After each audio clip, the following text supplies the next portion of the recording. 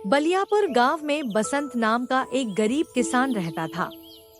उसके पास एक छोटी सी जमीन थी जिस पर वह खेती कर अपना गुजर बसर किया करता था। बसंत का एक पड़ोसी था रंगीला, जो हमेशा बसंत से ईर्ष्या करता था, लेकिन बसंत उसे अपने भाई की तरह मानता था। एक दिन रंगीला, क्यों बसंत, क्या इस बार अपने खेतों में सरसों की फसल करोगे या नहीं? बसंत, क्या रंगीला भाई, आपको तो अच्छे से पता है ना, पिछले साल सरसों की फसल हमारे खेतों में अच्छी नहीं हुई। रंगीला, मेरी बात मानो बसंत, यह खेती तुम्हारे बस की नहीं। तुम मंडी में पल्लेदारी करना शुरू कर दो। हाँ हाँ हाँ। यह सुनकर बेचारा बसंत उदास होकर अपने काम में लग जाता है। एक दिन बसंत अपने खेत की तरफ जा ही रहा होता है। बसंत, अरे आज तो बहुत गर्मी है भाई, प्यास भी बहुत तेज लगी है भाई। अरे वो रहा पानी। बसंत उस मटकी में से पानी निकलता है और पीने लगता है। तभी उसे एक आवाज आती है जो एक बूढ़ी अम्मा की होती है। अम्मा, अरे कोई है यहाँ? कोई मुझे पानी पिला दो, कोई मुझे पानी पिला दो। बसंत, अरे ये किसकी आवाज आ रही है? तभी बसंत थोड़ी दूरी पर चलता है और देखता है कि एक झोपड़ी है जिसके अंदर बूढ़ी अम्मा है, जो चारपाई पर लेटी लेटी चिल्ला रही है। बसंत तुरंत उसके पास जाता है। बसंत, क्या हुआ? तुम ठीक तो हो? बोलो अम्मा, मैं तुम्हारी क्या मदद कर सकता हूँ? अम्मा, बेटा, मैं कई दिनों से प्यासी हूँ, मुझे पानी पिला दो। बसंत, अच्छा अम्मा, मैं अभी तुम्हारे लिए पानी लेकर आता हूँ। इसके बाद बसंत घड़े के पास जाता है और उस अम्मा के लिए पानी लेकर आता है। बसंत, यह लो पानी पी लो। बूढ़ी अम्मा पानी पीती है। अम्मा, तुम्हारा बहुत बहुत धन्यवाद, मैं पूरी तरह बूढ़ी हो चुकी हूँ, अब मुझसे उठा नहीं जाता और कई दिनों से प्यासी भी थी। तुमने मुझे पानी पिलाया है, न जाने कब मैं इस संसार को त्याग दूं बेटा। बसंत, लेकिन क्या अम्मा तुम्हारा इस दुनिया में कोई नहीं है? अम्मा, नहीं बेटा, मेरा इस दुनिया में कोई नहीं है। लेकिन बेटा, क्योंकि तूने मुझे पानी पिलाया है, तो मैं तुझे एक राज की बात बताती हूँ। बेटा, तुम्हारे हाथों पानी पी लिया, अब शायद मैं स्वर्ग प्रस्थान कर जाऊं। जाने से पहले तुम्हें एक राज बताती हूँ। मेरे घर के सामने जो नीम का पेड़ है, उसके नीचे बहुत पुराना चमत्कारी पिटारा छुपा हुआ है, जो मैं तुम्हें भेंट देना चाहती हूँ। उसका कभी दुरुपयोग मत करना, और कोई अगर उसका दुरुपयोग करे तो उसे वहीं छुपा देना। बसंत, क्या चमत्कारी पिटारा? अच्छा ठीक है, मैं कभी उस चमत्कारी पिटारे का अपनी जरूरत से अधिक इस्तेमाल नहीं करूंगा और ना ही किसी को करने दूंगा। और अम्मा, अभी तो आप लंबा जियोगे। अम्मा, ठीक है बेटा, अब तुम जाओ और जाकर उस पिटारे को जमीन से निकाल लो। बसंत वहाँ से उस नीम के पेड़ के पास जाता है और उसके पास वाली जमीन को खोदने लगता है। तभी उसे मिट्टी में एक लकड़ी का पिटारा दिखता है। बसंत, अरे रे, यह वही लकड़ी का चमत्कारी पिटारा है। अम्मा की कही हुई बात सच हो रही है। वह पिटारा लेता है और अपने घर जाता है। बसंत की पत्नी, जी आ गए आप? कब से मैं आपकी राह देख रही हूँ। और यह क्या ले रखा है जी आपने हाथ में? किसका लकड़ी का पिटारा उठा लाए आप? बसंत, अरे भाग्यवान, यह एक चमत्कारी पिटारा है। हम जो भी चीज इसमें डालेंगे वह दुगनी हो जाएगी। बसंत की पत्नी, यह क्या कह रहे हैं जी? क्या सच में ऐसा हो सकता है? जी आप यही रुकिए, मैं अभी आती हूँ। थोड़ी देर बाद उसकी पत्नी हाथ में एक मूंगफली का दाना लेकर आती है और लकड़ी के पिटारे में वो मूंगफली का दाना डाल देती है। तभी उस पिटारे में बहुत सारी मूंगफली आ जाती है। दोनों ही यह देखकर हैरान रह जाते हैं।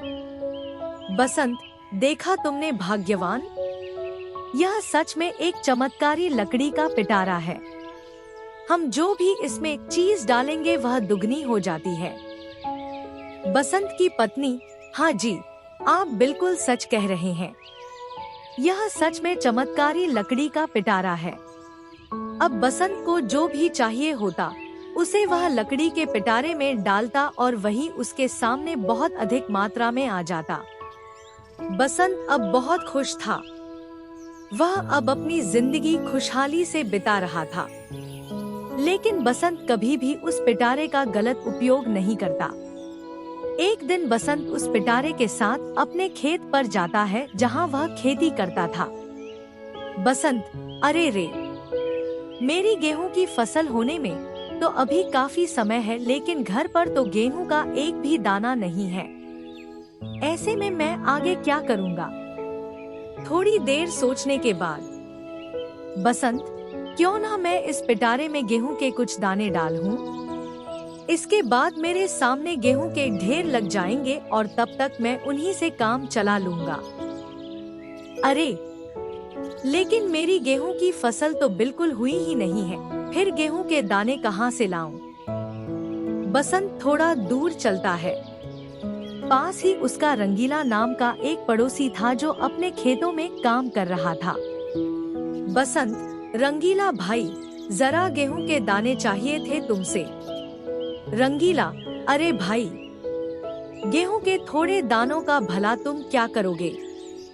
खैर, यह लो गेहूं के दाने।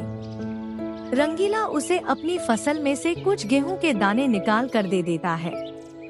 बसंत रंगीला से वो गेहूं के दाने लेकर वहां से चल देता है। लेकिन रंगीला को यह बात कुछ हजम नहीं होती और वह बसंत के पीछे पीछे जाने लगता है। एक जगह छुपकर रंगीला बसंत को देखने लगता है। तभी बसंत अपने उसी लकड़ी के पिटारे में गेहूं के दाने डालता है। देखते ही देखते उन गेहूं के दानों से काफी गेहूं हो जाते हैं। यह देखकर रंगीला हैरान रह जाता है। रंगीला, अरे, यह क्या? इस बसंत के बच्चे ने तो मुट्ठी भर गेहूं के दानों से इतने गेहूं कैसे बना लिए? इसके बाद वह आदमी वहां से अपने घर जाता है और अपनी पत्नी को बसंत की सारी बात बताता है। रंगीला की पत्नी, यह क्या कह रहे हैं आप? क्या सच में बसंत के पास कोई चमत्कारी लकड़ी का पिटारा है? आप एक काम करिए जी, वह लकड़ी का पिटारा ले आइए वहाँ, उससे फिर हम उसमें पैसे डालेंगे, जिसके बाद हमारे पास बहुत सारे हो जाएंगे। ऐसे ही हम बहुत अमीर हो जाएंगे। रंगीला, अरे भाग्यवान, मैं कैसे उस बसंत से वो चमत्कारी लकड़ी का पिटारा ला सकता हूँ? वह पिटारा बसंत मुझे कभी नहीं देगा। रंगीला की पत्नी, मैं कुछ नहीं जानती, कुछ भी करिए लेकिन वह चमत्कारी पिटारा ले आइए। जरा सोचिए ना, हम उस पिटारे की मदद से कितना कुछ पा सकते हैं। रंगीला, हाँ हाँ भाग्यवान, ठीक है, करता हूँ कुछ। रात को सभी गांव वाले सो रहे थे। रंगीला चुपचाप अपने घर से निकला और बसंत के घर गया, जहां वह देखता है कि बसंत और उसकी पत्नी सो रहे थे। रंगीला, पता नहीं इस बसंत के बच्चे ने वह चमत्कारी लकड़ी का पिटारा कहां छुपा रखा होगा। इसके बाद रंगीला इधर उधर नजर डालने लगा और देखते ही देखते एक छोटी सी मेज पर उसे वह चमत्कारी लकड़ी का पिटारा रखा हुआ दिख गया। रंगीला, अरे, वो रहा चमत्कारी लकड़ी का पिटारा। रंगीला लकड़ी का चमत्कारी चुरा लेता है और उसे अपने घर ले आता है। तभी उसकी पत्नी रंगीला को देर रात घर लौटते देख लेती है। रंगीला की पत्नी, इतनी रात कहाँ गए थे जी, और यह क्या है हाथ में?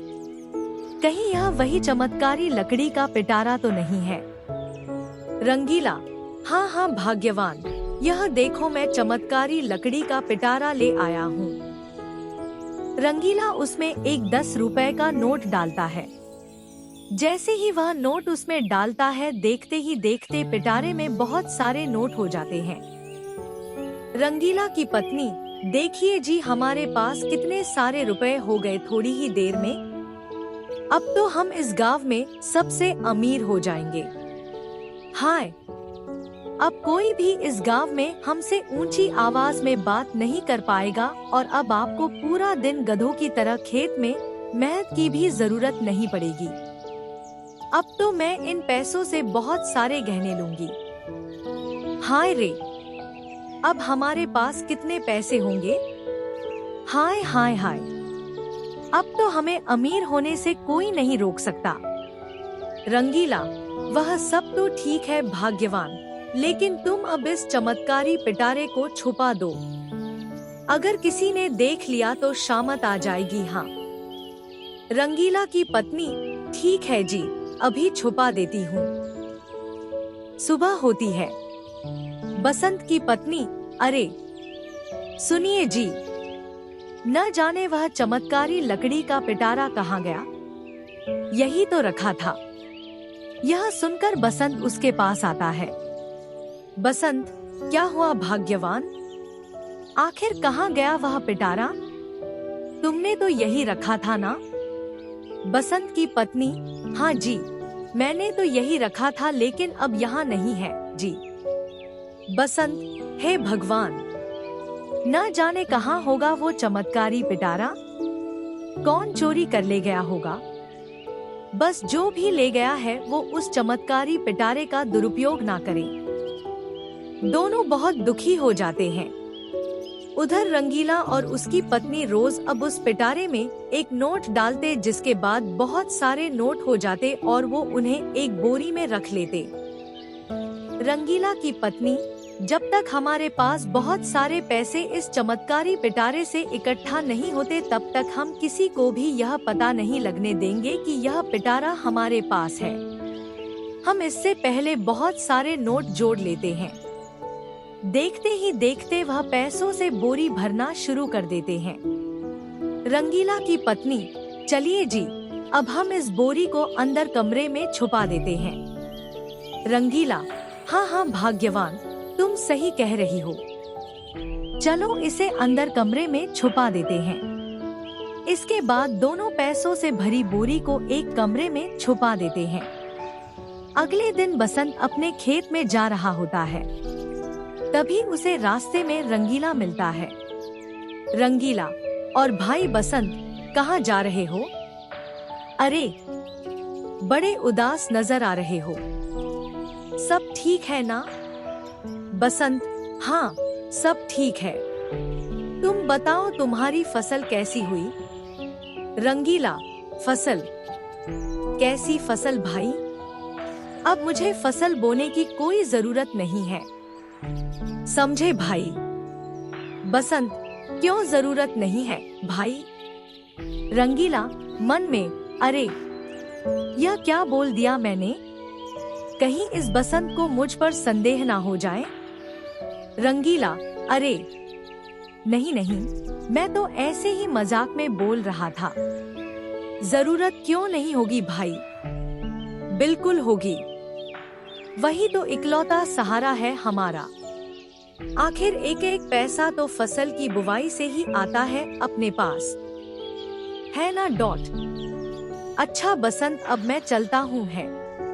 इसके बाद रंगीला वहाँ से चला जाता है, लेकिन बसंत को उसकी बात हजम नहीं होती। बसंत, आखिर इस रंगीला ने ऐसा क्यों बोला कि उसे अब फसल की कोई जरूरत नहीं है?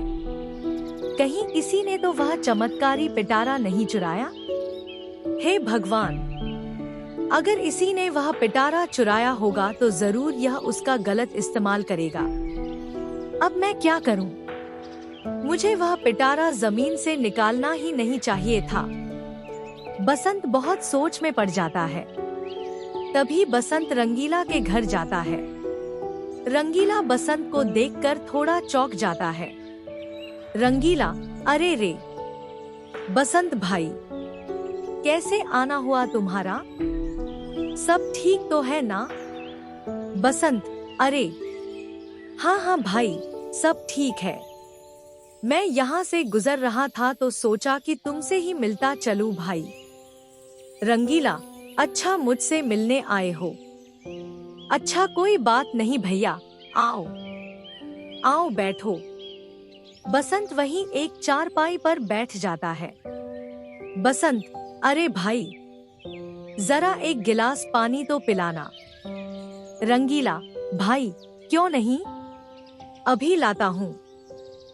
रंगीला जैसे ही अंदर जाता है, बसंत इधर उधर देखता है। उसे एक बंद कमरा दिखता है। बसंत उस कमरे के पास जाता है और उसकी खिड़की से झांक कर देखता है। अंदर उसे चमत्कारी पिटारा दिखता है। यह देखकर बसंत चौंक जाता है। बसंत, इसका मतलब इस रंगीला ने ही मेरे घर से लकड़ी का चमत्कारी पिटारा चुराया है। तभी यह रंगीला बोल रहा था कि अब इसे खेती करने की कोई जरूरत नहीं है।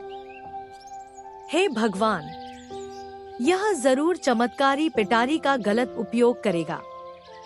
मुझे यह चमत्कारी पिटारा यहाँ से लेकर जाना होगा और वापस इसे नीम के पेड़ के नीचे दफनाना होगा। बसंत वहाँ से चला जाता है और रात को वापस रंगीला के घर जाकर वह पिटारा चुरा लेता है। बसंत, बूढ़ी अम्मा ने कहा था कि इस चमत्कारी पिटारे का दुरुपयोग नहीं होना चाहिए, इसलिए अब मैं वापस इसे वहीं दफना दूंगा। बसंत उसी जगह जाकर फिर से मिट्टी के अंदर उस चमत्कारी पिटारे को छुपा देता है। सुबह होती है। रंगीला देखता है कि जिस कमरे में उसने पिटारा रखा था वहाँ पर नहीं था। रंगीला, अरे रे, कहाँ गया वह पिटारा? आखिर कहाँ गया वह पिटारा? यही तो रखा था, कहाँ चला गया? रंगीला की पत्नी, क्या हुआ जी, क्यों चला रहे हो? रंगीला, अरे भाग्यवान, वह पिटारा नहीं मिल रहा है। लगता है कोई इसे यहाँ से लेकर गया है। रंगीला की पत्नी, क्या बोल रहे हो? हे भगवान, अब हम पैसे इकट्ठा नहीं कर पाएंगे। अब तो पिटारा चला गया जी। हाय हाय हाय। रंगीला, चुप हो जाओ भाग्यवान। जितने पैसे हमने बोरी में इकट्ठा किए हैं, चलो उन्हें ही बाहर निकालते हैं। अब और पैसे तो आने से रहे। दोनों एक बंद कमरे की तरफ जाते हैं। जैसे ही कमरे का दरवाजा खोलते हैं, देखते हैं कि बहुत सारे चूहे नोटों की बोरी के आसपास मंडरा रहे थे। रंगीला की पत्नी, अरे रे रे, ये चूहे कहाँ से आ गए? रंगीला नोटों की बोरी खोलता है तो दोनों हैरान रह जाते हैं। उन नोटों को चूहे कुतर चुके थे। रंगीला की पत्नी, अरे यह क्या हो गया जी? हमारे सारे पैसे तो ये चूहे कुतर गए। यह कैसे हो गया जी?